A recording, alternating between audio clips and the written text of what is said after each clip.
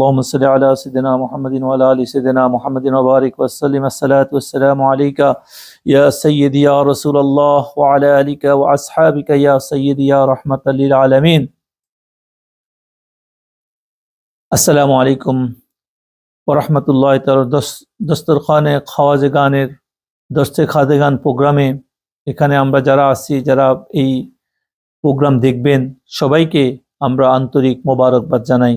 আল্লাহ রাব্বুল আলামিন আমাদের সবাইকে আমাদের এই দর্শে খাজে গানের যে আলোচনা হবে সেখান থেকে যা কিছু আমরা বুজুর্গানের দিন আমাদের খাজে গান খাজাইনে রহমত থেকে যেগুলো আসবে আমাদের জন্য সেগুলা আমরা যেন আমল করতে পারি এবং আমাদের জীবনকে পরিবর্তন করতে পারি, সেগুলোর দ্বারা আল্লাহ পাক আমাদেরকে তৌফিক দান করুক। আজকের যে বিষয় হযরত ইয়াহিয়া মনরি রহমাতুল্লাহ আলাই লেখছেন সেটা হলো আমাদের ভিতরে বিভিন্ন রকমের ভূত, আমাদের ভিতরে বিভিন্ন রকমের ভূত আছে, মূর্তি আছে। তো এই ভূতগুলা কি আর এই ভূতগুলা থেকে আমরা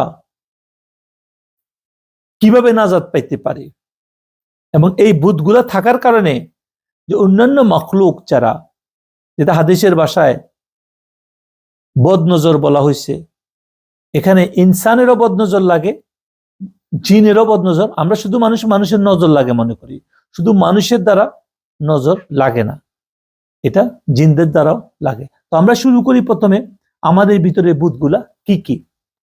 হযরত ইয়াহিয়া মনরি রহমতুল্লাহ আলাই উনি একটা বুজুর্গের শায়ের দিয়া একটা কবিতা দিয়া তিনি শুরু করছেন। তিনি যেখানে বলতেছেন যে তুমি মূর্তির সম্মুখে মাথা ঠুকাইতে ঠুকাইতে ললাট কপাল ফুলাইয়া ফালাইয়াছ, মানে কপালের মধ্যে আমরা কি দাগ দিয়া দিছি। এই অবস্থায় আর কতদিন তুমি নিজেকে মুসলমান দাবি করিবে?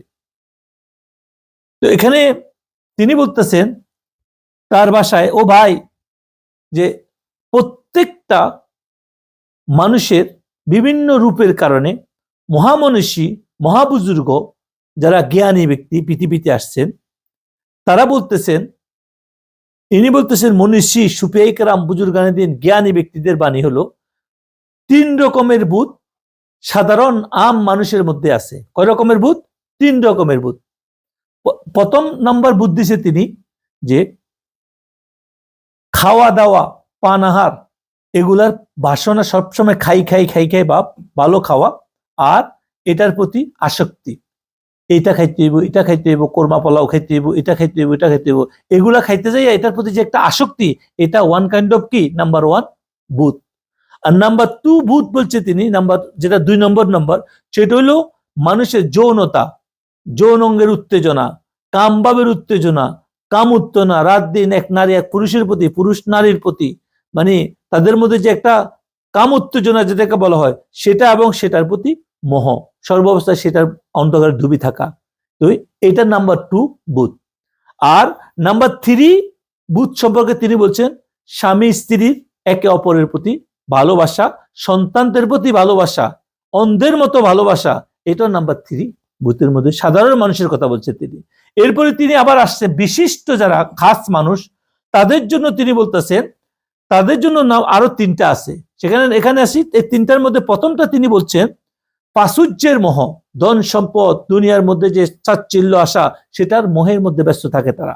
আর যেটা এখানে নাম্বার 2 সেটা হলো মর্যাদা, পদ, মানে ক্ষমতা, পদ, মর্যাদা, সম্মানের মোহ, এটা হলো নাম্বার 2।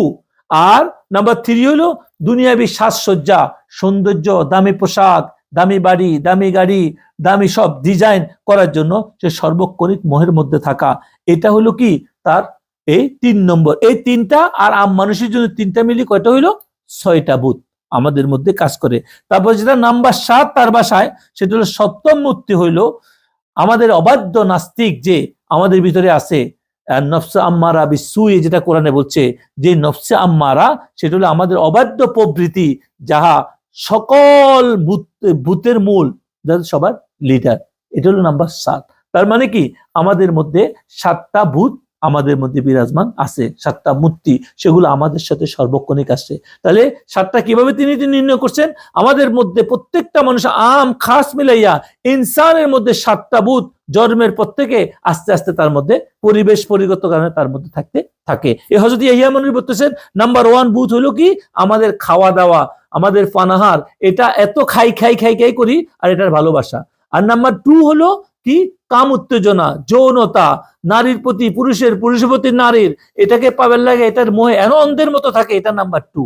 আর নাম্বার 3 হলো কি, নাম্বার 3 নিজের স্বামী স্ত্রী এদের একে অপরের ভালোবাসা বন্ধন এমন চায়, একে অপরের সন্তানদের প্রতি ভালোবাসার মোহ। এই জন্য এই নাম্বার 3 আসছে। নাম্বার 4 হলো প্রাচুর্য, ধন সম্পদের মোহ, ধন সম্পদের ভালোবাসা। আর নাম্বার 5 হলো পদমর্যাদা, ক্ষমতা, সম্মানের ভালোবাসা। আর নাম্বার 6 কি সাজসজ্জা, দুনিয়ার প্রতি সাজসজ্জা, তারপরে হলো কি বাহ্যিক সৌন্দর্য, লোক দেখানো ভাব, এগুলো হলো নাম্বার 6। আর নাম্বার 7 হলো আমাদের নফসে প্রবৃত্তি, যেটা আমাদের নফসে আম্মারা। এখন তিনি বলতেছেন এই 7টা মূর্তি প্রত্যেকটা মানুষের মধ্যে, ভূত আমাদের মধ্যে আছে। এখন তিনি বলতেছেন, হাদিস থেকে আনতেছেন যে আমাদের যে নফসে আম্মারা, যেটা এই নফসে আম্মারা যত কিছু লিডার, যত কিছুর কি লিডার, এগুলো সবার লিডার হলো নফসে আম্মারা। এইভাবে রাসূলুল্লাহ সাল্লাল্লাহু আলাইহি ওয়াসাল্লামের হাদিস আসছেন, রাসূল সাল্লাল্লাহু আলাইহি ওয়াসাল্লাম এক যুদ্ধ থেকে, এক জিহাদ থেকে যখন ফিরতেছিলেন, তখন এই হাদিসটা এভাবে আসছেন, রাজা'না মিনাল জিহাদিল আসগরে ইলাল জিহাদিল আকবর। বলতেছে রাসূল সাল্লাল্লাহু আলাইহি ওয়াসাল্লাম বলছে সাহাবাদেরকে যে আমরা ছোট ছোট যুদ্ধ থেকে বড় যুদ্ধের দিকে আমরা কি করতেছি, প্রত্যাবর্তন করতেছি, আমরা বড় যুদ্ধের দিকে যাচ্ছি। সাহাবারা বলছে ইয়া রাসূলুল্লাহ, বড় যুদ্ধটা কি? আর বড় যুদ্ধটা হলো আমাদের নফসের বিরুদ্ধে যুদ্ধ করা।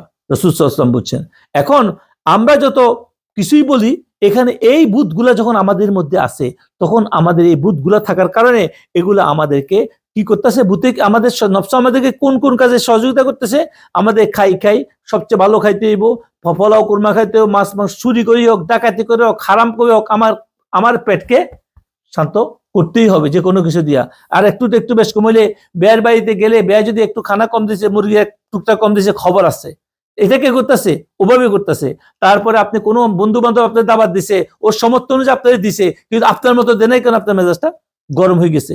এগুলা সবকিছু একটা কি বুধ, দেখছেন আমাদের কি ক্ষতি করতেছে, এই বুজুর্গ বলছে। তারপরে অনেকভাবে আপনি তুলনা করতে পারেন, আপনার যদি টেস্ট একটু লবণ কম হয়েছে, ঘরের বিবি একটু লবণ কম দিছে, বাস খবর আছে, তার মা মাসি সব 12টা বাজে দিচ্ছে। এইভাবে আমরা দেখতেছি এই পানাহার বাসনা, এই খাওয়ার বাসনা, এই খানার মোহ মানুষকে ইমান পর্যন্ত নষ্ট করে দিচ্ছে। বুঝে আসছে কথাটা কি? ঘরের স্বামী স্ত্রীর মধ্যে সম্পর্ক পর্যন্ত নষ্ট হয়ে যায়।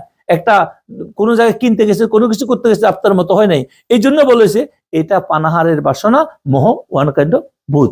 তারপরে যৌনতা, এটার জন্য তো মানুষ সবকিছু করতেছে, আপন ভদ্র স্বামী থুইয়া আরেক পুরুষের সাথে চলে যাচ্ছে, পুরুষ স্ত্রী রাখি আরেক মহিলার লোকে চলে যাচ্ছে, তার খায়ের সাথে নফসানি পুরানোর জন্য, যৌনতা পুরানোর জন্য, কোন রকমের আল্লাহ পাকের ভয় নাই, কোনো কিছু নাই। এভাবে আজকে সমাজকে তারা কি করে ধ্বংসের দিকে নিয়ে যাচ্ছে। এই জন্য এটা একটা ভূত আমাদের মধ্যে লুকায়িত আছে। তারপরে হলো কি আমাদের স্বামী স্ত্রীর প্রতি ভালোবাসা, স্ত্রী সন্তানের ভালোবাসা অন্ধে আমরা পাপ, অন্যায়, হারাম, অন্যের ক্ষতি, সিটারি, বদমাশি, আমরা সবকিছু করতেছি কেন? আমাদের এই স্ত্রী সন্তান থেকে ভালোবাসার কারণে। এদের জন্য তো আমরা করতেছি, তাই না? এই ভালোবাসা যদি আল্লাহর জন্য না করি, এদের ভালোবাসায় পড়ি, আমরা যত রকমের অন্যায় কাজ, নিষিদ্ধ কাজ আল্লাহ যা করছে সেগুলা করতেছি। এই জন্য এটা কি একটা ভূত। যদি এদের ভালোবাসা কম থাকতো, আল্লাহর জন্য হইতো, তাহলে আমরা এই কাজ কখনো করতাম না।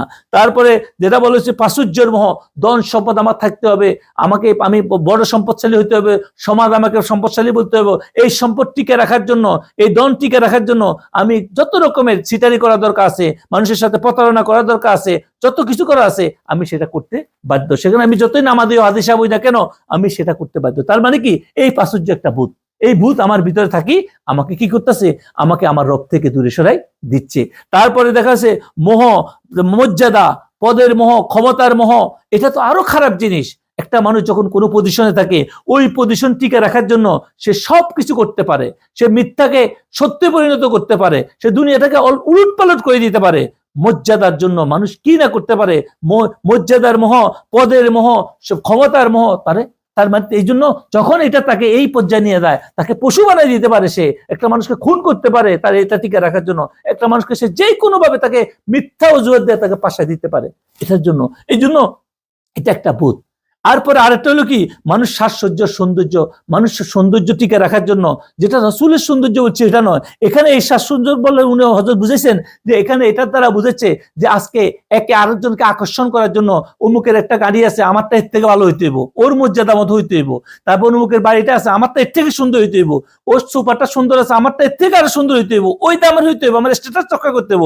ও যে পোশাকটা বলছে পৃথিবীর দামে পেন, আমারটা এরকম হইতে হইব, ওই কলমটা এরকম, ওর ঘড়িটা এরকম, দেখানোর জন্য যে সাজসজ্জা যে হইতেছে, এগুলো এক একটা কি ভূত। আল্লাহ রাসূল যে পোশাকের কথা বলছে, যে সৌন্দর্যের কথা বলছে, সেটা আর এটা এক নয়। এই জন্য এই সাজসজ্জা, এই সৌন্দর্য, এই মোহ, এই বুজুর্গ বলছে একটা কি ভূত। কখন? যখন আমি এটা প্রতিযোগিতায় নামছি। এই জন্য আর যেটা ৭০ নম্বর বলা হয়েছে সেটা নফসে আম্মারা। এটার কথা হযরতে ইমাম জাফর সাদেক রহমতুল্লাহ আলাইহি প্রশ্ন করা হয়েছিল হযরত ইমাম জাফর সাদেকে, মাত্র তাগুত, মুক্তি কি, তাগুত কি? তো হযরত ইমাম জাফর সাদেক রহমতুল্লাহ উত্তর দিয়েছেন, মা শাগাতাকা আনিল হাক্কি ফাহুয়া তাগুত। যেই বস্তু, যে জিনিস হকের বিপরীতে দাঁড়ায়, আল্লাহর বিপরীতে দাঁড়ায়, আল্লাহ বিমুখ তোমাকে করে, যেই কাজ তোমাকে আল্লাহ থেকে দূর করে দে, আল্লাহ বিমুখ করে দে, সে এক একটা কি ভূত, এক একটা কি তাগুত, এক একটা কি তাগুত। আর আমাদেরকে আজকে যে কোনো কিছু, আমাদের পড়াশোনা, আমাদের ক্ষমতা, আমাদের গর্ব, আমরা কাউকে মহব্বত করি, আমরা কাউকে তার মহব্বতে আমার আল্লাহ থেকে দূরে সরিয়ে দিতে পারে। আমরা কাউকে কোনো কিছু ভালোবাসি, আমরা কোনো গ্রুপকে সাপোর্ট করি, আমরা কোনো দিকে যাই, আমি সবকিছু যদি হকের বিরুদ্ধে যায়, সত্যের বিরুদ্ধে যায়, আল্লাহর বিরুদ্ধে যায়, তো আল্লাহ থেকে বিমুখ হয়ে যায়, তো আমি আল্লাহ থেকে দূর হয়ে গেলাম। তখন আমি একটা হিদায়াত জ্ঞান রাখি না। আমি আমার বন্ধুকে সাপোর্ট করতে যাইয়া আমি একটা গ্রুপকে ভালোবাসি, এক পিসাবকে ভালোবাসি, আরেক আলেম গ্রুপকে ভালোবাসতে যাই, আমি এমন হয়ে যায় সেখানে আল্লাহর বান্দাদের মনে কষ্ট দিত আমার কোনো কষ্ট হয় না, কারণ আমি তো একটা অন্ধ হয়ে গেছি, আল্লাহ থেকে বিমুখ হয়ে গেছি। এই জন্যই বলা হয়েছে যে এক একটা যে জিনিস তোমাকে আল্লাহ থেকে বিমুখ করে দেয় সেটা কি একটা ভূত, এটা কি একটা মুক্তি। এখন এই জন্য এখন আমাদেরকে এই জিনিসগুলো যখন আমাদেরকে ইয়া করে, তখন এখানে প্রশ্ন আসতে পারে। এখানে অনেকেই প্রশ্ন করতে পারে যে পরিবার পরিজন কি, নবীদেরও ছিল, সিদ্দিকদেরও ছিল, সাহাবাদেরও ছিল, অলিদেরও ছিল, তো এখানে উনি বলতেছেন এরা ভূত, পরিবার পরিজনের ভালোবাসা কি ভূত। তো উনি এটার উত্তর দিচ্ছেন হযরত ইয়াহিয়া মনুই রহমতুল্লাহ আলাইহি, যে এই মুহূর্তে তোমাদের প্রশ্ন আসতে পারে আম্বিয়া আলাইহিস সালাম और আউলিয়ায়ে কেরামেরও এজামের কথা, যে তারা তো তাদের সন্তানের অধিকারী ছিল। হ্যাঁ, তিনি উত্তর দিতেছেন, হ্যাঁ তাদেরও সন্তানাদি ছিল, তাদেরও কি ছিল, পরিবার ছিল, দুনিয়ার সবকিছু ছিল, কিন্তু তাদের স্ত্রী পরিবার পর্যন্ত সন্তানাদি ছিল শুধু কি, তারা ছিল তাদের সহকারী, সহযোগী, সহযাত্রী, চলার পথের একটা কি যাত্রী। তারা কখনো তাদের অভিষ্ট লক্ষ্য, তাদের মুখ্য উদ্দেশ্য ছিল না। বুঝে আসছে কথাটা, যে প্রত্যেক নবী রাসূল ওলিদের বিবি বাচ্চা সন্তান ছিল, তাদের ভালোবাসা ছিল, কিন্তু তারা এই জন্য আল্লাহ সৃষ্টি হিসাবে আল্লাহ তাদের সহযোগী এবং সহযাত্রী বানাইছে। সহযোগী সহযাত্রী বুঝছেন, সহযোগী যে একে অপরের সহযোগিতা করবে, আর সহযাত্রী মানে আল্লাহ আমার সাথে তারে সফরে রাখছে, এই দুনিয়ার জীবনে সফর রাখছে। এই জন্য আমিও তার জন্য দায়ী না, আমার জন্য সে দায়ী না, আমরা প্রত্যেকে দায়িত্ব পালন করব, একসাথে চলতেছি আর একে অপরকে সহযোগিতা করব আল্লাহর পথে থাকার জন্য, কিন্তু সে আমার অবশ্য লক্ষ্য নয়। এর জন্য আমার সবকিছু করতে হবে অন্ধের মতো, এদেরকে ভালো রাখার জন্য আমাকে চুরি, ডাকাতি, মিথ্যা, প্রতারণা সবকিছু করতে হবে, সেটা এখানে বলা হয়। আর যখন আমি এদেরকে ভালো রাখার জন্য আমার মনে করি এদের জন্য আমি সবকিছু করতে, সন্তানদের জন্য, বিবির জন্য, স্বামীর জন্য, আমি যখন অন্যের সাথে আল্লাহর কালাম, আল্লাহর যাওয়া কথা থেকে বলি মিথ্যার আশ্রয় নিচ্ছি, প্রতারণার আশ্রয় নিচ্ছি, তখন কি হয়ে গেল, এই সন্তান সন্ততির ভালোবাসা কি হয়ে গেল, একটা ভূত হয়ে গেল। এই জন্য নবী রাসূলদের সন্তানাদি ছিল, বিবি ছিল। অনেকে প্রশ্ন করতে পারে এগুলো তো আল্লাহই বলছে, কিন্তু না, আল্লাহ ওদের তো ওরা সবাই তোমার একটা সহযোগী, সহযাত্রী, এটাই বোঝাচ্ছে। এই জন্য এখানে বলেছে এরা একে অপরের সাথে আলাদা, কি স্বামী স্ত্রী একে অপর কি আলাদা, প্রত্যেকের মধ্যে ফাট আলাদা, বিজন, কেউ কারো আপন নয়, এখানে কেউ কাহারও আপন নয়, একে অপর দায়িত্ব। এখানে বলে সহযোগী, মানে কি দায়িত্ব একে অপরের উপরে। এই জন্য আমরা বলি রে সবসময় যে একজন স্বামী একজন স্ত্রী একে অপরের পরিপূরক, একে অপরের সহযোগী, কিন্তু কেউ কারো মালিক নয়। মালিক হলো কে? আল্লাহ। আমরা কাউকে গোলাম হিসেবে নিতে পারবো না, আমরা তার দায়িত্ব পালন করতে হবে, তার কাজ যেটা করাবো। সে সহযাত্রী আমার সাথে একই বাসে যাচ্ছে, একই ট্রাভেলে যাচ্ছে। এই জন্য তিনি এটার উত্তর দিয়ে দিয়েছে। এখানে যে 7টা ভূত বলা হয়েছে, অনেকে আবার প্রশ্ন আসতে পারে, এই বুজুর্গ 700 বছর আগেই, 750 বছর আগে এটার উত্তর দিয়ে গেছেন। এই জন্য তিনি বলতেছেন এই মূর্তি পূজা, এই জিনিস আজকে আমরা সবার মধ্যেই ঢুকে গেছে। কিভাবে ঢুকছে? আমরা আমাদের এই মূর্তি পূজা, এই নফসের কারণে আজকে আমরা সবাই বিভিন্ন ভাবে আমরা এর মধ্যে পড়িয়াছি। আমরা জুব্বা, টুপি, পাগড়ি, বিভিন্ন সুরতে আমরা কাজ করতেছি সত্য, কিন্তু আমাদের এলেমের অভাবের কারণে আমাদের ভিতরে এই ভূতগুলা কোনো না কোনো ভাবে আমাদের মধ্যে কি আছে? আমাদের মধ্যে আছে। আর এগুলা সবকিছু সর্দারকে নফসে আম্মারা। কি? নফসে আম্মারা। নফসে আম্মারা বিসুই, যেটা এটা, এগুলা সবকিছুর তো এই জন্য আজকে যে আলোচনা, এই ভূতগুলা নিয়ে আলোচনা হয়েছে। এরপরে আমরা এটা যে বিষয়টা আসছে সেটা হলো যে এখানে এটা থেকে আমরা মুক্তির রাস্তা কি, নাজাতের রাস্তা কি, এই ভূতগুলা থেকে মুক্তির রাস্তা কি, এই ভূতগুলা থাকার কারণে আমরা কি কি মুসিবতের মধ্যে আছি। তো এই জন্য প্রথমত আসি, যখন আমরা বলতে ইমাম জাফর সাদিক রহমতুল্লাহ আলাইহি বলছেন, যখন আমরা কি করি, আমরা আল্লাহ থেকে বিমুখ হইয়া যাই, তখন সবগুলা কি এক একটা ভূত আমাদের সামনে, তখন একটা আল্লাহর কাজ নয়। আমরা যত কিছু করি, ইবাদত করি, সবকিছু করি, তো এই জন্য আমাদের ভিতর থেকে আমাদের যে ফাহারা, আমাদের সিকিউরিটি নষ্ট হইয়া যায়। আমরা আল্লাহ পাকের বান্দা থাকতে পারি, কিন্তু আল্লাহ পাকের হেফাজতে আমরা নিজেরাই নষ্ট করি পালাই। বুঝে আসছে কথাটা? এই জন্য আমাদের সমাজে আমরা এক একজন এক এক সমস্যার মুখোমুখি হই। আমরা বিভিন্ন, আজকে আমরা একটা বিষয় আলোচনা করব, সেটা হলো হাদিস দ্বারা প্রমাণিত আসছে যে আমরা বিভিন্ন নজরের, বদ নজরের আমরা মুখোমুখি হই, আমরা বিভিন্ন মুসিবতের মুখোমুখি হই। এখানে আমি একটা কথা বলে রাখি, আল্লাহ পাক, মানুষ বিভিন্ন মুখোমুখি হইতে পারে। মানুষের 3 রকমের বিপদ হইতে পারে। একটা হলো কি, সে নিজের পাপের কারণে, নিজের ভুলের কারণে, যে ভূতগুলা থাকার কারণে, সেই ভূতগুলার সাথে সম্পর্ক রাখার কারণে সে কি করে, তার নিজের ভুলের কারণে তার উপরে পানিশমেন্ট আসে, সেটা তার ভুলের সাজা। আল্লাহ কাউকে সাজা দেন না, তার কামাই। সে যে মন্দ কাজ করে, এগুলা তাদের কামাই। কোরআনে বলা হয়েছে যে সে যে কাজ করে সেগুলা, আর যেগুলা ভালো করে সেগুলো আল্লাহ পাকের ফজল। এগুলা কি আল্লাহ পাকের ফজল, আল্লাহ তাকে দয়া করছে। আর যেগুলা মন্দ করে, এগুলা কি তার নিজের কামাই। তো এখন সে নিজের কামাইয়ের কারণে এক ধরনের লোক পানিশমেন্ট খায়, এটার এক ধরনের ট্রিটমেন্ট। আর একটু হইলো, এই যে আমাদের আনসিকিউরিটি থাকার কারণে এখন কি হইতেছে, অনেক জিন জাতি আছে, অনেক অদৃশ্য শক্তি আছে, যেগুলা শয়তানের দোসর। তারা কি করে, এরা এদের ক্ষতি করে।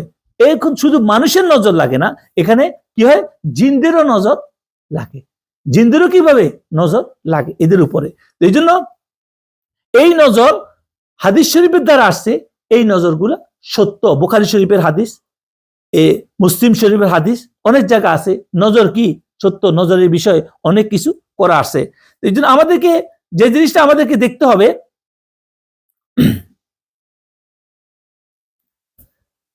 আমরা অনেকেই জানি জিনের নজর কিভাবে দিবে।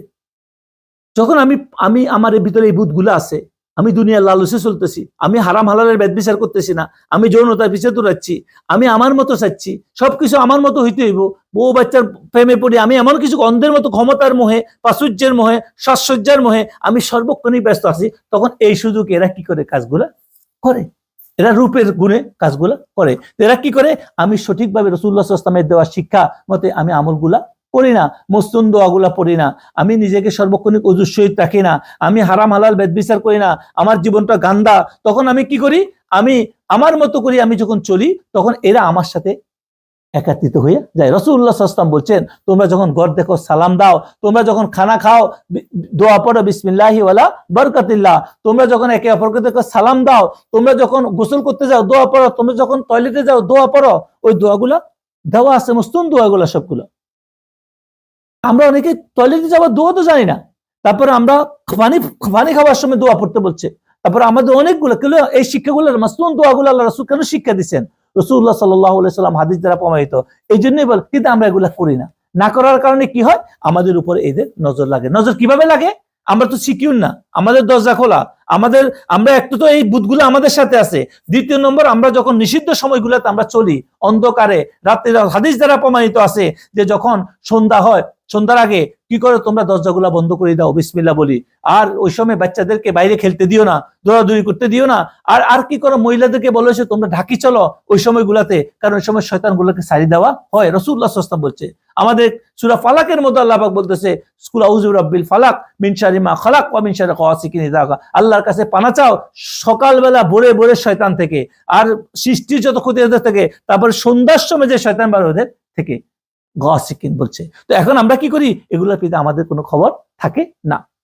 এই জন্য আমাদের কেন এই সময় যদি একটা মানুষ যদি সঠিক দোয়া পড়তো, মসনুন দোয়াগুলা পড়তো, কোরআন এবং হাদিস দ্বারা যে হেফাজত করার জন্য, এটাকে বলো হেসার করার জন্য পড়তো, তাহলে হাদিসের মধ্যে আছে রাসূলুল্লাহ সাল্লাল্লাহু আলাইহি ওয়াসাল্লাম বলছে যে তোমরা সূরা ইখলাস, কুল হুয়াল্লাহ, সূরা ফালাক, সূরা নাস, বুখারী শরীফে একবারের কথা বলা আছে, আবু দাউদ শরীফ অন্যান্য হাদিসের মধ্যে আছে তিনবার করে পড়ো, হাতের মধ্যে ফু দাও, ফু দিয়ে গাকে বন্ধ করি, তারপরে তোমরা রাত্রে শো এবং সকালে বাইরেতে যাও। তারপর আয়াতুল কুরসি পড়ার কথা বলা হয়েছে। তারপর তৃতীয় কলমা লা ইলাহা ইল্লাল্লাহু ওয়াহদাহু লা শারীকা লাহু আশহাদু আন্না মুহাম্মাদান আবদুহু ওয়া রাসূলুহু। আরো অনেক দোয়া আছে আমাদের মুসলিম দোয়া, যেগুলো আমরা আলোচনা করে দিব। এগুলা পড়ার মাধ্যমে কি হয়, সংখ্যা বলা হয়েছে রাসূল সাল্লাল্লাহু আলাইহি ওয়াসাল্লামের পক্ষ থেকে। এখন আমরা আসতেছি, তাহলে এগুলা কিভাবে হয়? এই নজরগুলো যখন আমি আনসিকিউর, আমি যখন রাস্তায় চলি, কোনো জায়গায় একাকিত্ব চলি, কোনো জায়গায় কোনো দিকে চলতে যাই, তখন কি হয়, এগুলা আমাদেরকে বিভিন্নভাবে আমরা সমস্যার মুখে। যদিও আমাদের সমাজে এগুলা প্রচলিত নাম কি, বাতাস আছে, বাতাস লাগছে, আলগা সমস্যা, উপরি সমস্যা, এগুলো এক এক অঞ্চলে এক এক সমস্যাতে আছে। কিন্তু আসলে এগুলা দিয়ে মানুষ একদম ব্যবসা করতেছে। কিন্তু আমরা যদি সাবধান হইতাম, এগুলোর সম্বন্ধে অনেকে মানেই না। কিছু হইলে মনে করে যে আমার কে করছে, আমার পরিবারে কেউ করছে, আমার শ্বশুর বাড়িতে করছে, মা হইলে কেউ শ্বশুর বাড়িতে করছে, আর নানার বাড়িতে করছে। এইভাবে একটা সমাজের মধ্যে পেতনা লাগাই রাখছে। কিন্তু আসলে আমার ভিতরে যে ভূতগুলো আছে, আমার ভিতরে যে সমস্যাগুলো আছে, ওগুলো আছে হয়, কিন্তু আমি যে এই জিন জাতি আমাদের ক্ষতি করে, সেটা আমরা ভুলে গেছি। কেন করে? আমি সিকিউর না, আমি আমল করি না। এই জন্য বদনজরের ব্যাপারে তো আমরা আগেই বলছি, রাসূল সাল্লাল্লাহু আলাইহি ওয়াসাল্লাম বলছে বদনজর সত্য। তারপরে আরেকটা হাদিস আসছে, আবু দাউদ শরীফের হাদিস, সেখানে বলছে বদনজর এমন এক জিনিস যেটা রাসূলুল্লাহ সাল্লাল্লাহু আলাইহি ওয়াসাল্লাম আমার উম্মতের ব্যাপারে আল্লাহ যে ফয়সালা এবং তকদিরের পরে আমার উম্মতের বড় অংশ মৃত্যুর মুখোমুখি হবে বদনজরের কারণে। কে বলছে কথা? বদনজর এত খারাপ জিনিস, বলছে ফয়সালা এবং তকদিরের পরে যে অধিকাংশ উম্মত মৃত্যুর মুখোমুখি, সেটা বদনজরের কারণে। এটা আবু দাউদ শরীফের মধ্যে হাদিসটা আসছে হাসান সনদে। এখানে আমাদের এই বিষয়ে অনেক সতর্ক হওয়া দরকার। আমাদের ভিতরকে আগে বুথগুলা বাইর করতে হবে, এবং বুথগুলা বাইর করার পরে আমাদেরকে সতর্ক হইতে হবে। প্রতিদিন আমাদের আমলগুলা করতে হবে, যে আমলগুলা আমাদের আল্লাহ রসুল থেকে শিক্ষাপ্রাপ্ত বুজুর্গানের দিন থেকে আসছে, যে বিষয়গুলা, সেগুলা দিকে ইয়া করার জন্য। এই জন্য আমাদেরকে দেখতে হবে যে কিভাবে আমাদের মধ্যে জিনের সমস্যাগুলো লাগে। অনেকে প্রশ্ন করতে পারে, এই জিনের সমস্যাগুলো লাগার জন্য আমরা যখন একাকিত্ব চলি, রাস্তায় চলি, বিভিন্ন জায়গা দিয়ে চলি, যেখানে জিনেরা থাকে সেখানে তারা খাড়া থাকে, আমরা তো দেখি না, বাচ্চারা চলে, আমরা চলি, বিভিন্ন মানুষ মেয়েরা চলে, তখন কি করে তারা ওখানে দাঁড়িয়ে থাকে, এবং আমরা না দেখার পরেও তারা কি করে ওইদিকে, আমরা যখন তাদের মধ্যখান দিয়ে চলি, তাদের গা ঘেঁষে চলি, তখন তারা আমাদের দিকে নজর দেয়, তারা আমাদের বিভিন্ন দিকে ইয়ে করে। আর বাচ্চারা তখন সন্ধ্যার সময় বাইরে বা অন্য সময় বাইরে দৌড়াদৌড়ি করে, তারপরে জানালা খোলা রাখে, ওগুলার সময় ওই সময় বন্ধ সময়গুলোতে যখন তারা ইয়ে করে, তখন তারা কি করে, রাসূল সাল্লাল্লাহু আলাইহি ওয়াসাল্লামের হাদিস দ্বারা তোমরা সন্ধ্যার সময় যত জানালা বন্ধ করো, বাচ্চাদেরকে বাইরেতে দিও না, কারণ এই সময় শয়তানকে ছাড়িয়ে দেওয়া হয়। তাহলে আল্লাহ রাসূল সতর্ক করে গেছে, আমরা এই ব্যাপারে কোনো সতর্ক নাই। এক তো আমাদের ভূতগুলোর কারণে আমরা সতর্ক নাই, দ্বিতীয় হলো কি, আমরা এইভাবে আমরা সতর্কতার মধ্যে আমরা কোনো কাজ করি না। এই সমস্ত কারণে কি হয়, আমাদের মধ্যে নজর লাগে। এই জন্য অনেকে প্রশ্ন করে, এগুলো আবার কি, এগুলো বিশ্বাস করে না, এই বিশ্বাস করে না তার ব্যাপার, কিন্তু এটা হাদিস কোরআন দ্বারা প্রমাণিত। তাইলে আমরা এখন কি করলাম, আমাদের এই জন্য আমরা যে বদনজর, সেটা শুধু মানুষ করে না, কারা করে, জিনেরাও করে। কারা করে, জিনেরাও করে। এই জন্য আমাদেরকে এই বিষয়ে সতর্ক হইতে হইব। তাহলে আজকে আমরা এই সতর্কতার এই সতর্কতা কিভাবে হব, কি প্রক্রিয়া করব, কারণ এখানে আমাদেরকে সর্বোচ্চ চেষ্টা করতে হবে আমরা যারা এই বিভিন্ন সমস্যার মুখোমুখি আছি, আজকে আপনার নিজের ভুলের কারণে, আমি একটু আগে বলছি যে আমার জীবনের ভুলের কারণে আমার জীবনের সবকিছু এলোমেলো, আমি এখন ভালো টাকা পয়সা আছে, সম্পদ আছে, কিন্তু ঘরে শান্তি নাই, স্বামী স্ত্রীর মধ্যে শান্তি নাই, কিছুতে কিছু হলে ভয় পায়, কিছুতে কিছু সমস্যা হলে ভয় পায়। এই বিষয়গুলা কেন হয় এটা তারা দেখতেছে না। আমরা হয়তো কারো কাছে যাচ্ছি, সে আমাকে জিনটা তাড়া দিচ্ছে, বা কোনো আমল দিছে, বা রুকাইয়া করে দিছে, বা কোনো কিছু পড়ে দিছে, বা আমাকে বলছে নামাজ পড়া আমি পড়তেছি, কিন্তু আমার মধ্যে এই জিনিসগুলো এখনো আছে। কোনগুলো? এই বুধগুলো আমার মধ্যে আছে। এই বুধগুলো আমাদেরকে তাড়াইতে হবে। একটু আগে যে আমি আলোচনা করছি বুধগুলা কি কি, এই জন্য এই বুধগুলা আমাদের থেকে সরানোর জন্য এককভাবে সম্ভব নয়।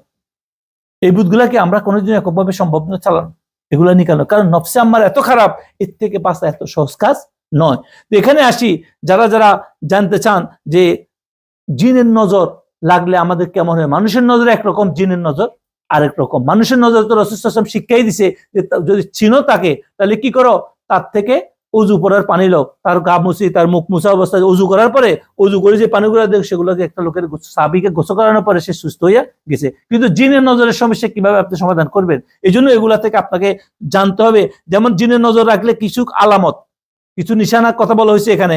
যেমন কোনো মানুষ শুধু শুধু ভয় পায়, কোনো কারণ ছাড়াই তার মধ্যে ভয় লাগে, সবকিছু কি ভয় লাগে, তার মানে বুঝতে হবে এর পিছে জিনের কোনো সমস্যা, স্নায়বিক কোনো দুর্বলতা থাকতে পারে। তারপরে হে মনে করে আশেপাশে কেউ যেন ঘুরতেছে, ছায়া ছায়া তার কাছে ভাব সৃষ্টি হয়, এগুলো কিন্তু তার সারাদিন জিনের নজরের কারণে হইতে পারে। তারপরে রাতে ঠিক মতো একটা ইয়াং মানুষ রাতে ঘুম হয় না, ঘুমের মধ্যে বাজে বাজে স্বপ্ন দেখে, মন্দ স্বপ্ন দেখে, এই জন্য। তারপরে অনেক মানুষ আছে সুসিবায়ু, আমাদের সমাজে বলে সুসিবায়ুর মতো হইয়া যায়, ওয়াসওয়াসা, তার মধ্যে অনেক বিষয় শুধু ওয়াসওয়াসা আছে, সব মানুষকে সাথে সন্দেহ করে, সব বিষয় তার মধ্যে শুধু বাজে কথা বলে, বাজে মন্দ কথা বলে, এগুলো জিনের নজরের কারণে হয়। তারপরে হলো কি, এই বিভিন্ন রকমের তার এনজাইটি, তারপরে ফানিক অ্যাটাক হইতে পারে শরীরের মধ্যে, তার শরীরের মধ্যে ফানিক অ্যাটাক হইতে পারে, তারপরে আরো অন্যান্য শরীরের ডিসঅর্ডার হয়ে যায় বিভিন্ন কারণে। তো এই সমস্ত বিষয়গুলো কি করতে হবে। তারপরে আমাদের এই আরো অনেকগুলো আলামত আছে, আমি কয়েকটা আলামত বললাম। অনেক সময় তাদের চোখ লাল হয়ে যায়, লাল চোখ হয়ে যায়, তারপরে বিভিন্ন রকমের তার শরীরের মধ্যে বিভিন্ন রকমের সমস্যা দেখা দেয়, এগুলো আসছে। তো এই জন্য আমাদের কি করতে হবে, আমাদেরকে যেটা বলতো, আমাদের যে কাজ করতে হবে, আমাদেরকে সর্বক্ষণিক আমাদেরকে রাসূলুল্লাহ সাল্লাল্লাহু আলাইহি ওয়াসাল্লামের শিক্ষা মতো চলার চেষ্টা করতে হবে। যারা বিভিন্ন সমস্যার মুখোমুখি হয় পরিবারের মধ্যে, তাদেরকে প্রথমত চেষ্টা করে এই বুধগুলো আমাদের মধ্যে আছে কিনা, যে 7টা বুধের কথা বলা হয়েছে, এই বুধগুলো যদি থাকে, আপনি যতই কিছু পড়েন না কেন, ওই পড়ার মধ্যে কোনো বরকত নাই।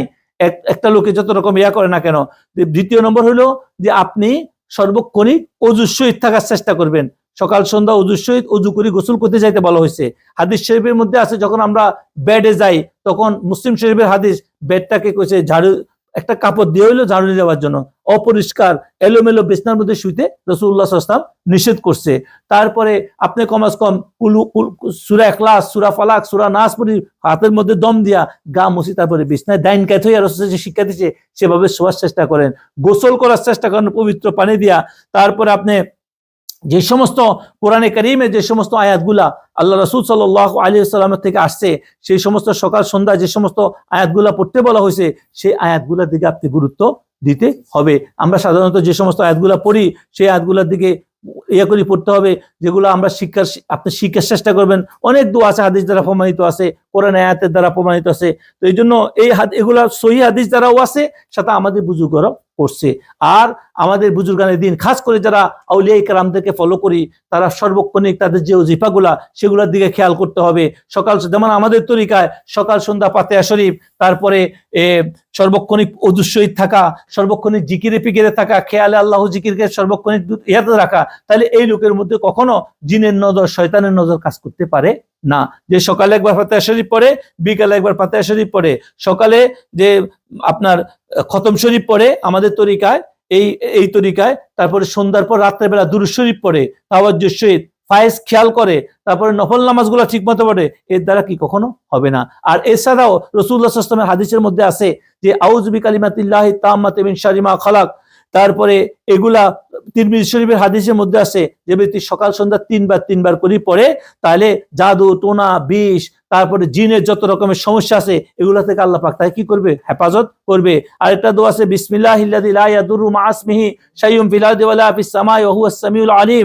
আমরা যারা হিজবুল বাহার পড়ি এটার মধ্যে এই দোয়াগুলো সবগুলো আছে। হিজবুল বাহার সকাল সন্ধ্যা যদি কেউ দুইবারও পড়তে পারে, যদি সন্ধ্যার সময় একবার পড়ে সারাদিন তার হিসার হইয়া হেফাজত হইয়া যায়। এই দোয়াটা এখানে এটা জামে তিরমিজির হাদিস, এটা একটা সহিহ সনদে হাদিসটা, এটাও যদি কেউ সকাল সন্ধ্যা 3 বার করে পড়ে সমস্ত বিপদ আপদ মুসিবত থেকে আল্লাহ পাক হেফাজত করে। তারপরে সূরা তওবার আয়াত হাসবি আল্লাহু লা ইলাহা ইল্লাহু আলাইহি তাওয়াক্কালতু ওয়া হুয়া রাব্বুল আরশ, এটা হিজবুল বাহারের মধ্যে আছে।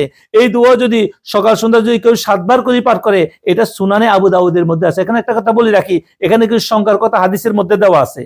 এখানে আমাদের কিছু অনেক বাইরে আছে তারা সংখ্যার কথা শুনলে তাদের মনে কষ্ট পায়। আমরা যখন বলি এতবার পড়েন, 1000 বার পড়েন, 500 বার পড়েন, তো তারা বলে এগুলো কোথায় পাইছেন। এখানে রাসূলুল্লাহ সাল্লাল্লাহু আলাইহি ওয়াসাল্লাম যখন হাদিস দ্বারা বলে দিচ্ছে এতবার করে পড়ো, তো ভাই আমার আপনার কোনো, আপনি মনোযোগের সহিত পড়ার চেষ্টা করেন।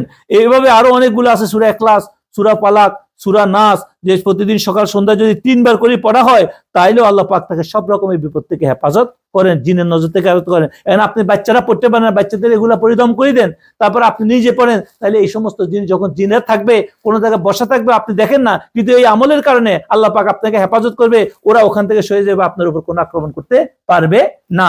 তারপরে হলো যেটা কলমা শরীফ লা ইলাহা ইল্লাল্লাহু ওয়াহদাহু লা শারীকা লাহু লাহুল মুলকু ওয়া লাহুল হামদু ওয়া হুয়া আলা কুল্লি শাইইন কাদির, এটার ব্যাপারে হাদিসে সাউদ মুসনাদে যে 100 বার করে পড়া উচিত, যে এটা অনেক পরীক্ষিত একটা, বুখারী মুসলিম হাদিসেও আসছে এই হাদিসটা।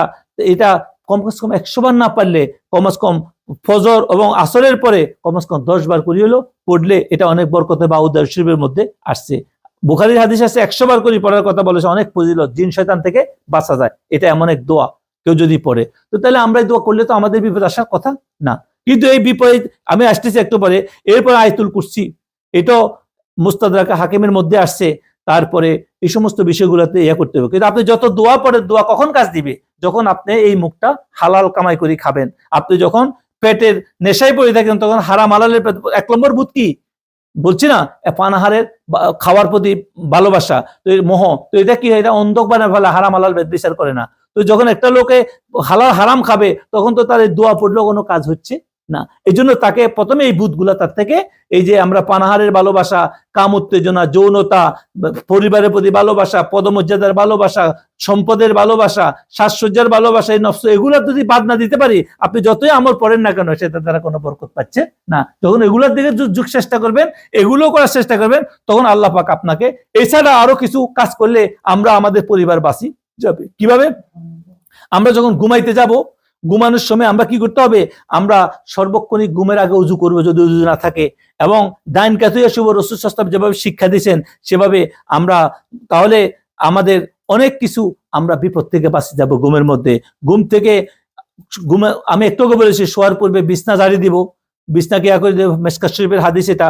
তারপরে আয়াতুল কুরসি পড়ি, সূরা ফালাক, সূরা বাকারার শেষ 2 আয়াতের ব্যাপারে বুখারী শরীফের মধ্যে আসছে, আমানা রাসূল থেকে শেষ পর্যন্ত এই আয়াতগুলো অনেক যারা পড়তে পারে, আর যারা পড়তে পারে না কমস কম সূরা ফালাক, সূরা নাস, ইখলাস পড়ি আমরা চেষ্টা করব ইনশাআল্লাহ। তারপরে এভাবে আমরা অন্যান্য আমলগুলা আমরা চেষ্টা করব, তাহলে আমরা এই জিনের নজর, জিনের শয়তান থেকে বাঁচতে পারি। আজকে আমরা এই আলোচনার জন্য করলাম, যেখানে যে বিষয়টা বলা হয়েছে যে এই 7টা ভূত যাদের মধ্যে আছে তারা অনেক ধ্বংসের মধ্যে আছে। আমরা মসজিদে যাচ্ছি, আমরা বিভিন্ন জায়গায় যাচ্ছি, কিন্তু এগুলো আমাদের মধ্যে আছে, এই জন্য আমাদের কোনো কামিয়াবি আসতেছে না। তাহলে আজকে আমাদের যে মূল আলোচনা সেটা হলো যে আমরা যতক্ষণ পর্যন্ত আমাদের ভিতর থেকে এই ভূতগুলা তাড়াইতে পারবো না, এই ভূতগুলা দূর হইতে পারবো না, এই মূর্তিগুলো দূর হইতে পারবো না, আমরা উপলব্ধি যতই করি না কেন। হযরত ইহইয়া মুনির রাহমাতুল্লাহ আলাইহি বলছে, যদিও এগুলা ভূত কিন্তু অপকাশ্য ভূত, এগুলা কি অপকাশ্য মূর্তি। আর কাফের মুশরিকরা যেগুলা বানায় সেগুলো হলো প্রকাশ্য মূর্তি। ওগুলা আর এগুলা এক না, এগুলা অপকাশ্য, কিন্তু এগুলাকে আমরা পরিবর্তন করতে পারি, আল্লাহর রাস্তা চলতে পারি, এগুলো এক একটা খানা ফেনা কমাইতে পারি, আল্লাহ যে রাসূল যেভাবে শিক্ষা দিছে। আমরা আমাদের যৌনতা, যেটা আমরা রাসূল যেভাবে শিখিয়েছে বিয়ে শাদীর মাধ্যমে স্বামী স্ত্রী একে অপর হক আদায়ের মাধ্যমে আমরা এটাকে সমাধান করতে পারি। তারপরে যেটা সন্তানের পরিবারের প্রতি ভালোবাসা আল্লাহ যেভাবে বলছে সেই ভালোবাসা দেখাইয়া আমরা একে অপর ভালোবাসা দিয়া ওই দায়িত্ব পালনের মাধ্যমে আমরা আল্লাহ ভালোবাসা করতে পারি। আর যেটা সম্পদ যতটুকু আল্লাহ আমার নসিবে রাখছে হালাল উপায়ে কামানোর মাধ্যমে সেটাকে আমরা অর্জন করতে পারি। ক্ষমতা যদি আল্লাহর পক্ষ থেকে আসিয়ে যায় সেটা সঠিকভাবে দায়িত্ব পালনের মাধ্যমে সেটা আমরা করতে পারি। তারপর সাজসজ্জা যেভাবে রাসূল সাল্লাল্লাহু আলাইহি ওয়াসাল্লাম বলছে, যেভাবে সুন্নত তরিকায় যেভাবে আপনি ভালো পোশাক পরেন, খুশবু লাগান, মসজিদে যান, আল্লাহর লগে দিদার করতে চাইতেছেন, নামাজ পড়তে চাইতেছেন, সালাতু মিরাজুল মুমিনিন, উত্তম পোশাক পরে যাইতে রাসূল সাল্লাল্লাহু আলাইহি ওয়াসাল্লাম ওই পোশাক পরেন। এটা লোক দেখানো নয়, আল্লাহর জন্য। তারপর আপনার নফসের আম্মারা থেকে আস্তে আস্তে কোনো বুজুর্গানের দিনে তাওয়াজ্জু নিয়ে আস্তে আস্তে আমলের মাধ্যমে এটাকে নফসে মুতমাইন্নাতে পরিণত করেন। তাইলে এখানে একটা বুতুয়ার থাকবে না। কিন্তু আমরা এটা যতক্ষণ পর্যন্ত সমাধান করতে পারবো না, ততক্ষণ পর্যন্ত আমি কোনো কামেল মোকাম্মেল হাতে তাওয়াজ্জু নিতে পারবো না, ততক্ষণ পর্যন্ত এটা দ্বারা। উনি লাস্টে বলছে একটা কথা, সেটা হলো যে যত রকমের এই পৃথিবীতে আমরা সবাই বলি পালাই যে এই পৃথিবীতে যে আমরা মনে করি একজন ফির হওয়া, একজন মুরিদ হওয়া, একজন শায়েখ হওয়া, একজন সুফি হওয়া, একজন জাহেদ হওয়া, একজন আবেদ হওয়া এত সহজ কাজ নয়। বর্তমান সমাজে 700 বছর আগে বলছে, বর্তমান সমাজে সবাই নিজের সুফি দাবি করেন, পীর দাবি করেন। অনেক জায়গায় দেখেন সবাই প্রতি মহল্লায় মহল্লায় পীর ফকির সুফির কোনো অভাব নাই, জাত পুকারের কোনো অভাব নাই, মালানার কোনো অভাব নাই, মোল্লার কোনো অভাব নাই, শায়েকের কোনো অভাব নাই। কিন্তু কামেল মুসলমান, কামেল পাওয়া অনেক কঠিন কাজ। বর্তমান সময় সবাই নিজের কামেল দাবি করতেছে, কিন্তু কামেল পাওয়া কি অনেক কাজ। যদিও 1000, 2000, 1 কোটিতে একজন পাওয়া যায়, তো সেটা অনেক কবির। এই জন্য আমাদেরকে চেষ্টা করতে হবে যে এখানে আমাদের যে তার কথা হইলো যে একটা হাদিস আনছে তিনি, ইয়াতি আলান নাস জামানুন ইউসাল্লি ফিল মাসাজিদি ওয়া লাইসা ফীহি মুসলিম। বলতেছে এমন এক সময় আসবে যখন নামাজিদের দ্বারা মসজিদ পরিপূর্ণ হয়ে যাবে, কিন্তু তাহাদের মধ্যে একজনও মুসলমান থাকিবে না। এই হাদিসটা তিনি আনছেন, বলতেছে মানে নামাজিদের দ্বারা মসজিদ পরিপূর্ণ হয়ে যাবে। মসজিদ গুলা এমন পরিপূর্ণ নামাজে, কিন্তু মুসলমান খুঁজে পাওয়া যাবে না। কি কঠিন জমানায়, কতশো বছর আগে। তো উনি বলতেছে ওনার জমানা 750 বছর আগে, সেটা এই জমানায় এটা হয়ে গেছে। এখন আমাদের অবস্থা কি একটু চিন্তা করা উচিত। এই জন্য ভাই আমাদেরকে চেষ্টা করতে হবে যে আমরা যারা বিভিন্ন ভাবে নিজেকে শো করতে চাইতেছি, দুনিয়া করতে চাইতেছি, কিন্তু পীর মুরিদি বা বিভিন্ন বিষয়ের মধ্যে যাইয়া আমরা বিভিন্ন জাত পুক শায়েক হইয়া আমরা যে কাজগুলা করতেছি, জাহেলিয়ত করতেছি মানুষদেরকে, অথচ আমার ভিতরে ভূতগুলা আছে। তিনি বলতেছে এগুলা থেকে বাঁচার জন্য তিনি বলতেছে বারবার বলছে পত্রখানা অত্যন্ত মনোযোগের সহিত পড়াশোনা করবা, অধ্যয়ন করবা, যাহাতে মূর্খদের ফিরত্ব, শাইকি মুরিদি সম্পত্তিকালে যাহাদের ব্যাপক সরাসরি ঘটিয়াছে, তাহাদের অনিষ্ট ও ফিতনা যুগ আচ্ছন্ন হইয়া গিয়াছে, উহা সবের সম্মুখে প্রকাশিত হইবে।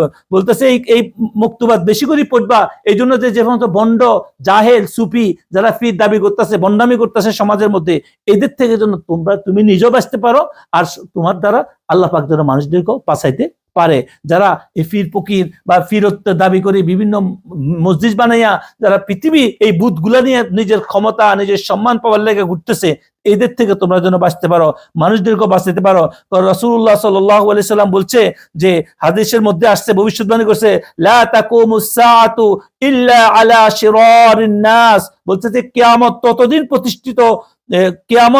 প্রতিষ্ঠিত হইবে, ওই দিন প্রতিষ্ঠিত হইবে যতক্ষণ পর্যন্ত মানুষের মাঝে ব্যাপকভাবে মন্দের প্রচলন না ঘটিবে। যখন মানুষের মধ্যে মন্দের প্রচলন করা শুরু হবে, তখন কিয়ামত সংঘটিত হবে। তো তার মানে কি, এমন নিঃসন্দেহ এই দুনিয়ার মধ্যে এখন মন্দের প্রচলন বেশি, একে অপরের প্রতি আস্থা।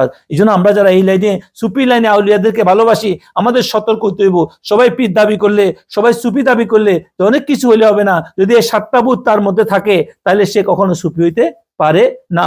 সে পেট ভরি খায়, পরিবারের মহব্বতের মধ্যে আছে, মানুষের মধ্যে আছে, সে কামনা বাসনা, তার যৌনতার দিকে ব্যস্ত আছে, সে দুনিয়ার প্রচুর্যের মোহে ব্যস্ত আছে, সে ক্ষমতার মোহে ব্যস্ত আছে, সে সাজসজ্জার মধ্যে ব্যস্ত আছে। তখন দেখতে হবে যে এটা কি জন্য করতেছে। যদি কাজটা যে আমি একটুকু বলেছি, যদি এটা আল্লাহর জন্য করে, যদি সে সবকিছু আল্লাহর হুকুমের মধ্যে হয় তাহলে সে সাহিত্য হইতে আসে। যদি সে আল্লাহর মধ্যে না থাকে, আমরা যে মধ্যখান থেকে যে জিনিসটা আনছি সেটা হলো আমাদের এই অসতর্কতার কারণে, আমাদের এই অসাবধানতার কারণে, আমরা ভূত থাকার কারণে আমরা আল্লাহ থেকে বিমুখ হয়ে গেছি। আল্লাহ থেকে বিমুখ হওয়ার কারণে যেই জিনিস আমাদেরকে আল্লাহ থেকে বিমুখ করে সেগুলো একটা কি ভূত। এখন আমরা একটু খুঁজে দেখি, আপনিও খুঁজে দেখেন, আমিও খুঁজে দেখি যে আমরা তো প্রত্যেক কাজে আল্লাহ থেকে বিমুখ। আমরা যদি আল্লাহ থেকে বিমুখ না হইতাম তাহলে আমাদের নামাজের মধ্যে বরকত হইতো, আমাদের দোয়ার মধ্যে বরকত হইতো, আমাদের কোরআন তেলাওয়াতের মধ্যে বরকত হইতো, আমাদের সর্বক্ষেত্রে বরকত হইতো। আমরা প্রতিটা মুহূর্তে হাহাকারের মধ্যে আছি, আমরা নামাজ পড়ার পরে অভিযোগ করতেছি, আমরা নামাজ পড়ি আসিও করতেছি আমার এই সমস্যা, অথচ আমি আল্লাহর কাছে নামাজের মধ্যে আমি আল্লাহর কাছে দাঁড়ায় দাঁড়ায় ইয়াকা নাবুদু ওয়া ইয়াকা নাস্তাইন বলে আসছি, একটু পরে আসছি আমি অভিযোগ করতেছি সর্বক্ষণই, হায় হায় আমি কোথায়, এই আমার কিছু হইলো না, একে অপরের কাছে অভিযোগ করতেছে। তো এটা কি? এটার মানে হইলো আমি রবের ইচ্ছায় সন্তুষ্ট নয়, আমার এই বুধগুলো আছে। এই জন্য আমাদেরকে সর্বোচ্চ চেষ্টা করতে হবে যে আমাদের ভিতরে আল্লাহ বিমুখিতা আছে সেটা দূর করতে হবে। ওটা দূর করার মাধ্যমে আমাদের দুনিয়াবি যত বিপদ আপদ সেগুলো থেকেও বাঁচতে পারি, আসতেছে কিয়ামতের পরে সেগুলো থেকেও বাঁচতে পারি, আখিরাতে যে আযাব সেটা থেকেও বাঁচতে পারি। দুনিয়ার জীবনে যদি সুখ কামনা করি তাহলে আল্লাহর ইচ্ছা নিজেকে রূপান্তরিত করতে হবে, আল্লাহ যেভাবে চায় সেভাবে আমাদেরকে ইয়ে করতে। আমার জীবনে যে ভুলগুলো আছে, আমি একটু আগে বলছি মানুষের জীবনে 3টা পরীক্ষা, এটা বলে আজকে আমাদের প্রোগ্রাম এখানে শেষ করব। 3টা পরীক্ষা মানুষের জন্য হয়। প্রথমত একটা মানুষ তার জীবনের ভুলের কারণে, তার কর্মের কারণে, মন্দ আমলের কারণে, মন্দ চলার কারণে, এই ভূতের কারণে চলার কারণে তার জীবনে বিপদ নামিয়ে আসে। তার জীবনে কি আসে? বিপদ নামিয়ে আসে। এখন তার ব্যবসা বাণিজ্য, কাজ কারবার, পরিবার সব ক্ষেত্রে দেখা দেখি তার ছেলে নষ্ট হয়ে গেছে, ছেলে পঙ্গু হয়ে যায়, বোর সমস্যা, তার সমস্যা একটার পর একটা লাগিয়ে থাকে। কিন্তু সে ফুজুরের কাছে দৌড়ায়, মোল্লার কাছে দৌড়ায়, ফিরের কাছে দৌড়ায়, অমুকের কাছে দৌড়ায়, কিন্তু সে তার ভুলগুলো একটু দেখতে চেষ্টা করে না। যদি সক্কানি কোনো কামেলের কাছে তো তিনি তাকে বলতো, বাবা তুমি তোমার জীবনের কোনো কর্ম এমন হইতেছে যে তোমার কারণে তোমার কামাই, তোমার ঘরের মধ্যে যে বড় বড় সৌন্দর্য বাড়ি করছো, এই যে কত কিছু করতেছো, বড় ইন্ডাস্ট্রির মালিক, বড় ফ্যাক্টরির মালিক, বড় ক্ষমতার মালিক, বড় টাকা তোমার ব্যাংকে পড়ে দিয়েছে, তার মানে এখানে কোনো মিথ্যার আশ্রয় নিছ, সিটারের আশ্রয় নিছ, আল্লাহ পাকের নাফরমানির আশ্রয় নিছ। তুমি কোন সরকারি কর্মকর্তা ছিলা, তো তোমার যে বেতন সে থেকে বেশি তুমি অন্যভাবে ঘুষ খাইয়া কামাইছো। তুমি কোনো ক্ষমতায় ছিলা, অবৈধ উপায়ে তুমি হাজার হাজার কোটি টাকার সম্পদের মালিক হইছ।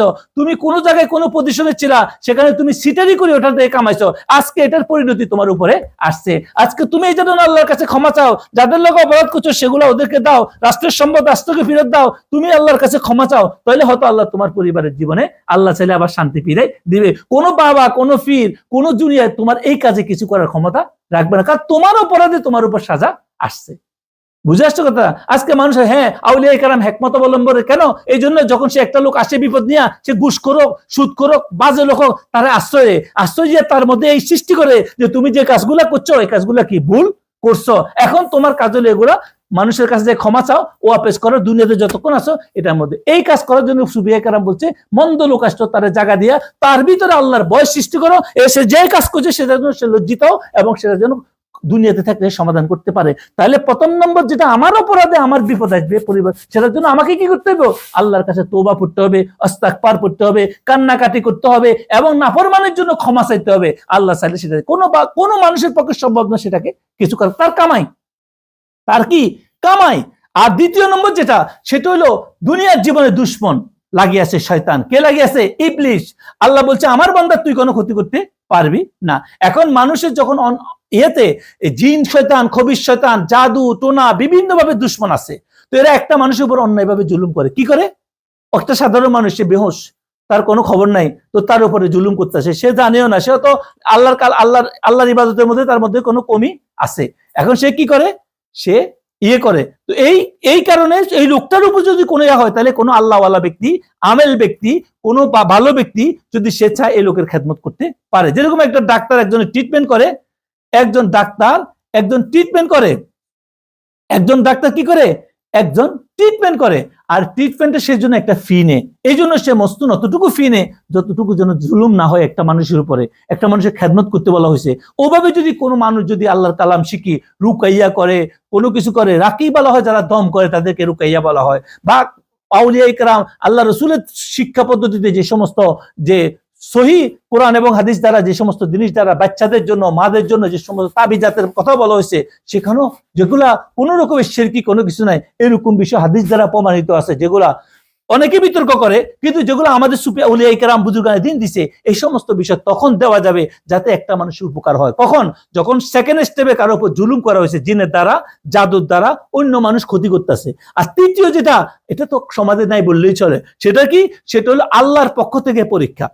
আরে আল্লাহর ওলি যারা হয়, কোনো মানুষ হয়, তারা তো আল্লাহর পরীক্ষা হাত দিবে কোনো? আল্লাহ যারা টেস্ট করে, আল্লাহ যদি পরীক্ষা করে, সেখানে তো সে খুশি হওয়া উচিত। আমাদের এমন যোগ্যতা কি হয়েছে আল্লাহ আমাদেরকে পরীক্ষা কারো করলে তো সে খুশি হওয়া উচিত, কারণ সে মালিক। বুঝে আসছে কথাটা? এই জন্য আল্লাহর পরীক্ষা এত সহজ কাজ নয়। আমরা সবাই মনে করি আমরা একে বকা আল্লাহর পরীক্ষা, সাবধান ছুটি, আরে এত সহজ নয়। আল্লাহর পরীক্ষা তো নবীদের জন্য, তারা মাসুম জন্ম করতে হবে, তাদেরকে আল্লাহ পরীক্ষা করেছে আমাদের জন্য, ওলিদের জন্য, এটা আমাদের মতো গুনাহগারদের জন্য আবার কি। তৃতীয়টা হইতে পারে আল্লাহ যদি পরীক্ষা করে, তাহলে এটা কিভাবে মোকাবিলা করতে হবে? সবরের সাথে। ইনআল্লাহ মা'আস সাবিরিন। যদি আল্লাহর পক্ষ থেকে থাকে, তার কোনো অপরাধ করে নাই, যে কোনো কিছু করে, তারপর তার বিপদ মুসিবত কোনো কারণে কোনো, আল্লাহ নিজে করতেছে কোরআনের মধ্যে, বিসমিল্লাহির রহমানির রহিম, ওয়ালানাবলুওয়ান্নাকুম বিশাইইম মিনাল খাউফি ওয়াল জুই ওয়া নাকসিম মিনাল আমওয়ালি ওয়াল আনফুসি ওয়াস সামারাত ওয়া বাশশিরিস সাবিরিন। আল্লাহ পরীক্ষা করব কইছে, ওয়ালানাবলুওয়ান্নাকুম খাউফ বিশাইইম মিনাল খাউফি ওয়াল জুই ওয়া নাকসিম মিনাল আমওয়ালি ওয়াল আনফুসি ওয়াস সামারাত। আল্লাহ বলতেছে তার উপর্যঙ্ক ব্যক্তির মৃত্যু দিয়ে দেবে, ফসল নষ্ট করে দিয়ে দিবে। তার পুরো আয়াতটা যদি আপনারা পড়ে সূরা বাকারার মধ্যে আছে। এরপরে আল্লাহ বলতেছে সুসংবাদ ওদের জন্য। তার মানে কি? আল্লাহর পরীক্ষা আসলে আল্লাহ বলছে সুসংবাদ কাদের জন্য? ধৈর্যশীলের জন্য। তাহলে 3 নম্বরটা আসলে কি করতে হবে? ধৈর্যশীল হইতে হবে। তাহলে প্রথমটা কি? তওবা ইস্তেগফারের মাধ্যমে, তাকে গাইডের মাধ্যমে, তার অপরাধ থেকে আর জীবনে না করার মাধ্যমে, সে ভুল কামাইছে, ভুল খাইছে, এগুলো বাদ দেওয়ার মাধ্যমে সে বাঁচতে পারে। কোনো বাবা, কোনো দম, কোনো কালাম, কোনো কিছু এগুলা থেকে বাঁচতে পারবে না। তার তওবা তারে করতে হবে, তারে করাইতে হবে। দ্বিতীয়টা, কোনো বাবা, কোনো পীর মুর্শিদ, কোনো বুজুর্গ দোয়া করলে হতো, তার কোনো সিস্টেম বাতা দিলে, আমল করলে, জিন দুয়াই দিলে, তার ভিতর থেকে সমস্যাগুলো সমাধান করে দিলে আল্লাহ পাক তাকে সমাধান করবে, যেমন একজন ডাক্তার ট্রিটমেন্ট করে। এটা শরীয়ত এবং হাদিস দ্বারা প্রমাণিত। রাসূল সাল্লাল্লাহু আলাইহি ওয়াসাল্লাম সাহাবীরাও দম করতে রুকাইয়া করছেন, এরকম হাদিস আছে, প্রমাণিত আছেন। তো এই জন্য আর তৃতীয়টা, আমাদেরকে ধৈর্যশীল হইতে হবে, আল্লাহর ইচ্ছাকে মানিয়ে নিতে হবে। তো আজকে যে মৌজু, সেটা হলো আমাদের ভিতরে ভূতগুলা। এই ভূতগুলার কারণে আজকে আমাদের ধ্বংস। এই ভূতগুলা আমাদের মধ্যে থাকার কারণে আজকে আমরা অনেক ধ্বংসের মুখোমুখি আছি। এই ভূতগুলো আমাদের থেকে নিজেকে সরাইতে হবে।